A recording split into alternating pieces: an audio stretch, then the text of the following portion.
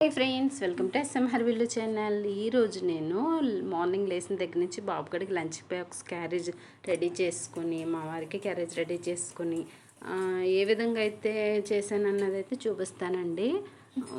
బేగ తెమిలిపోతుంది కదా అని అయితే వంకాయ ములక్కాయ టమాటా కర్రీ అయితే చేశానండి.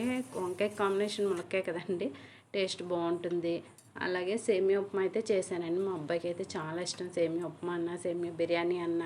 ఆ విధంగా చేసి తొందరగా ఇప్పుడు ఎర్లీ మార్నింగ్ హాఫ్ డేస్ ఒకటి వల్ల మా అబ్బాయికి ఇంకా 3:30 వరకు ఒకటి పెట్టారండి, 3:30 వరకు. దానివల్ల క్యారేజ్ కంపల్సరీ ఇవ్వాల్సి వస్తుంది. ఈ విధంగా అయితే తొందరగా అయిపోయే వంటల్లో మనకి ఏంటంటే వంకాయ ఒకటి, బెండకాయ ఒకటి స్పీడ్గా అయిపోతుంది అనమాట. ఈ సేమియా ఉప్మాని కూడా నేను ఇలా వాటర్ తిరగబడిన తర్వాత వేసి పొడిగా రావాలంటే కనుక సోజీని పైన వేసుకున్నామంటే ఒక గుప్పుడు కానీ ఒక హాఫ్ బౌల్ కానీ వేసుకుంటే సేమియా ఉప్మా చాలా పొడిగా వస్తుందండి, బాగుంటుంది. వంకాయలు మగ్గిన తర్వాత ఈ విధంగా చేసుకొని వంటలు చేస్తుంటే తక్కువ వ్యూస్ వస్తున్నాయి, తక్కువ లైక్స్ వస్తున్నాయి. అంటే అందరూ చేసుకునే వంటలు కదా అని పెద్దగా అవే చూడకుండా స్కిప్ చేసేస్తున్నట్టున్నాను. అందుకు రీల్స్ పెట్టేటప్పుడు నేను రీల్స్ పెట్టేస్తున్నాను అప్పుడప్పుడు టైం లేక.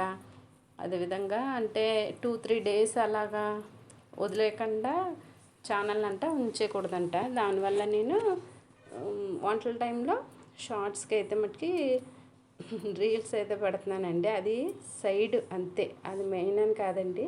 మెయిన్ నేనైతే వంటల కోసమనే పెట్టుకున్నాను. యాక్షన్ కూడా నార్మల్గా అంతా వచ్చాను కాదు, ఏదో సరదా కోసం ఆ విధంగా యూట్యూబ్ అనేది నాకు ఒక ఫ్యాషన్ లాగా తీసుకున్నానండి. సబ్స్క్రైబ్స్ పెరిగారా, అదేవిధంగా లైక్స్ పెరిగాయా, తక్కువ వస్తున్నాయా అని అయితే చూసుకోవట్లేదు.